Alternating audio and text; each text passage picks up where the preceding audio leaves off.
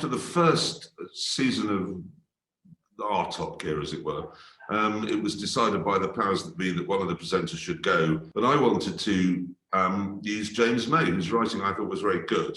So I went off to find him, and he was drinking mess on a street corner in Bath and rambling at passers-by. And we managed to get him sobered up, cleaned up, got him into his hideous clothing, and then the rest is history. It did work very well. I mean, I knew James a bit.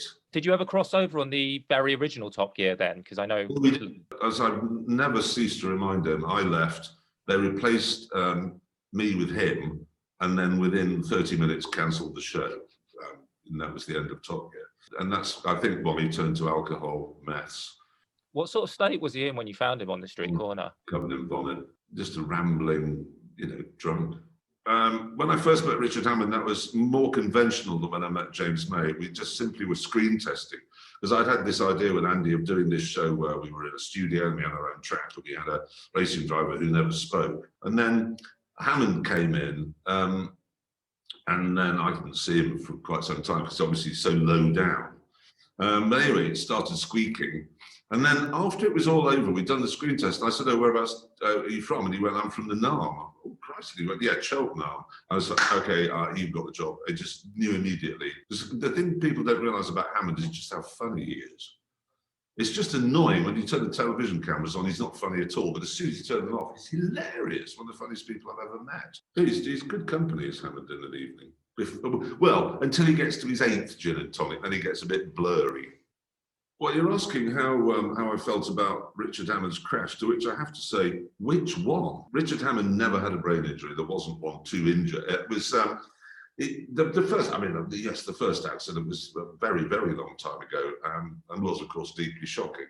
The second one, well, not the second, but about the 14th one, that was the second really big one, was actually more alarming because I looked down the hillside. I'd been told it was somebody driving my car had crashed.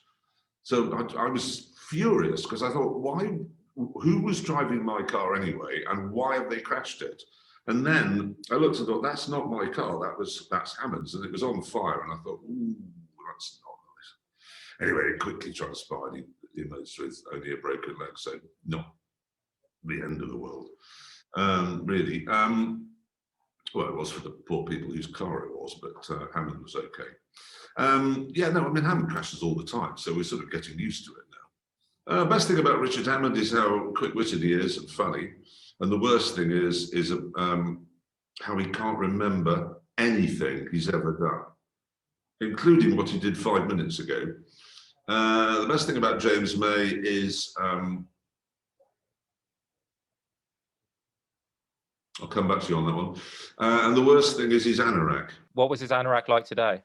Well, okay, it's number one, it's too small for him. Number two, it's bright red, which is teamed with a floral shirt. Number three, it's fur-lined with white fur. It's not a good garment. I found the 2016 interview with James May where he said that it works because we all hate each other. Yeah, I know, and we used to have that shtick. It's quite fun to go around saying it. And I'm sure there was a time when we probably have hated each other, but we don't now, I don't think. We'll get on pretty well.